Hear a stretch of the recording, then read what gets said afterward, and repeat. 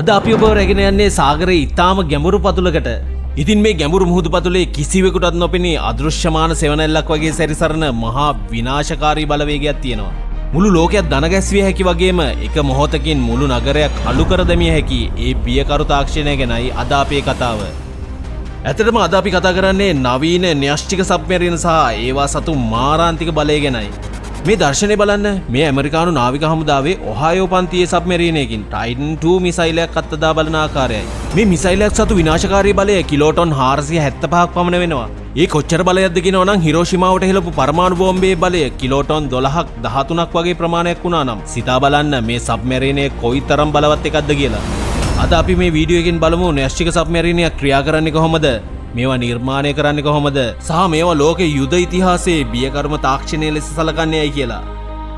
ලෝකේ නවීනතම තාක්ෂණය සහ යුද ශක්තිය එකට එකතු කළ මුහුදයට සැරිසරන මේ දැවැන්ත අති භයානක ලෝහ විලෝපිකය ගැන ඔබ කිසිදාක දැනුන සිටි පුදුම සහගත වටිනා කරුණු රාශියක් මේ වීඩියෝ එකේ තප්පරයක් ගානේ අන්තර්ගත වෙලා තියෙනවා. ඉතින් මේ වීඩියෝ එකේ අවසානයේ දක්වා අනිවාර්යෙන්ම නරඹන්න කියලා අපි ඔබට ආරාධනා කරනවා. ඉතින් ඔබ අපේ channel එකට අලුත් කෙනෙක් නම් අනිවාර්යයෙන්ම subscribe බොත්තම ඔබලා ඊට එහා පැත්තේ තියෙන bell icon එකේ all option තෝරන්න. ලෝකේ නවීනතම න්‍යෂ්ටික සබ්මරීනයක් ඇතුළේ සිද්ධ වෙන වික්‍රමාන්විත ක්‍රියාන්විතයක් සඳහා සූදානම් වෙන්න.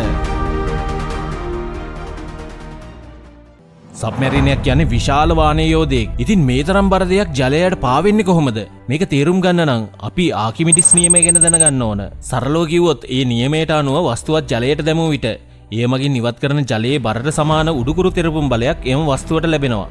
සබ්මරීනයක් ජලයට දැමුව විට එය નિરાයාසයෙන්ම ඉහළට එන්න උත්සාහ කරනවා. ඒ නිසා ඒ ජලයේ ගිල්වීමට නම් එහි ගුරුත්වාකර්ෂණ බලය වැඩි කරන්න ඕන. මේ සඳහා සබ්මරීනයක් ඇතුළත බැලස්ටික් ටැංකි කියලා හඳුන්වන විශේෂ ටැංකි පද්ධතියක් තියෙනවා.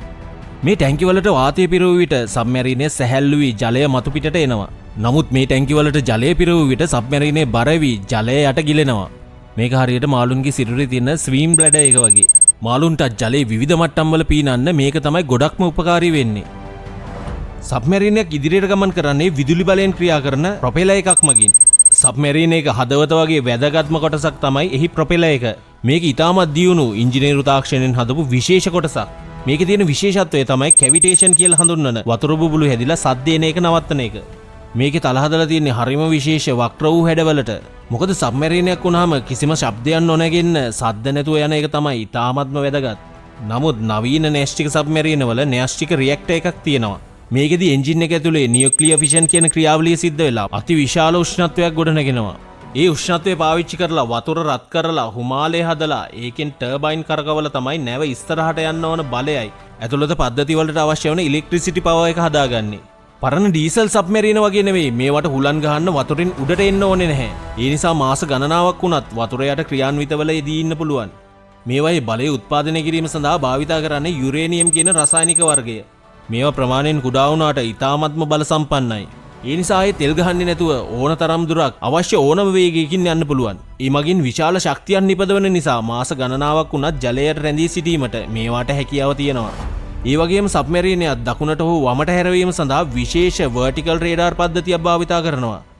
සාගර පතුලේ සැඟවී සිටින මේ යෝධයාගේ දරුණුම ප්‍රහාරය වන්නේ ටොර්පිඩෝ ප්‍රහාරයයි.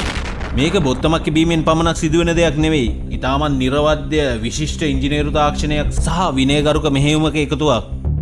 ඉස්සෙල්ලාම සබ්මරීනයේ ඇති සෝනාර් පද්ධතිය මගින් සතුරාගේ පිහිටීම, වේගය සහ ගමන් කරන දිශාව ගණනය කර සොයා ගන්නවා.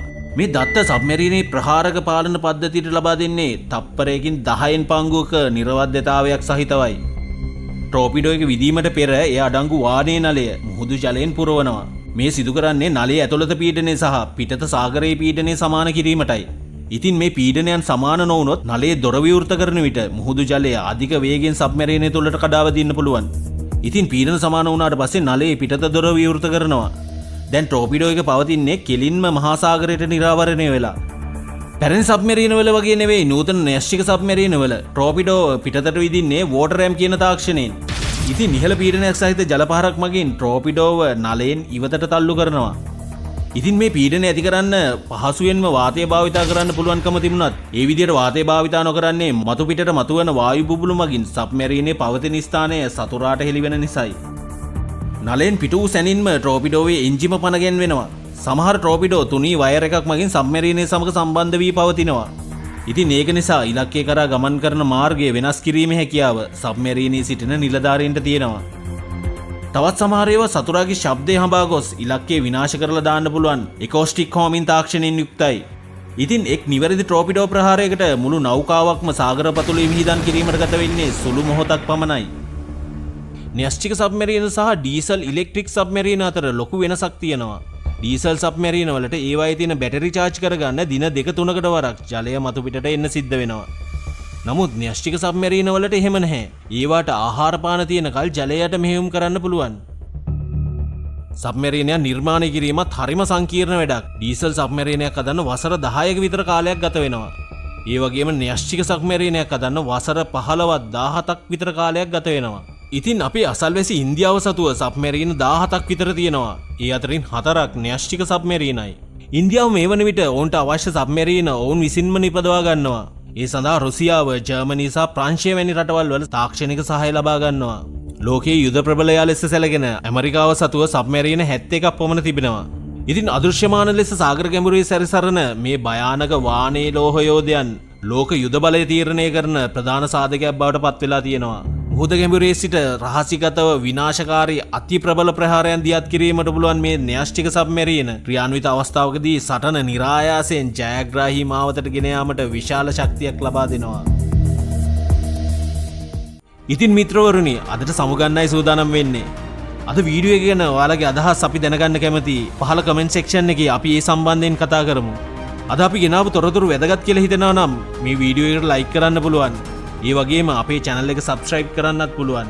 ඉතින් අපි මීට කලින් අරගෙන ආපු මුහුදු ගැඹුරු පතුලේ සබ්මැරීනයේ ජීවිතය සම්බන්ධයෙන් වූ වීඩියෝ එකට අති මහත් ඉහළ ප්‍රතිචාරයක් ලැබුණා. ඒකට ඔයාලා හැමෝටම අපේ ගෞරවනීය ස්තුතිය. යාළුවනේ, නැවත මේ වගේ විශිෂ්ට නිර්මාණයක් සමග ඉක්මනින්ම මුණ ගැහෙමු. ස්තුතියි.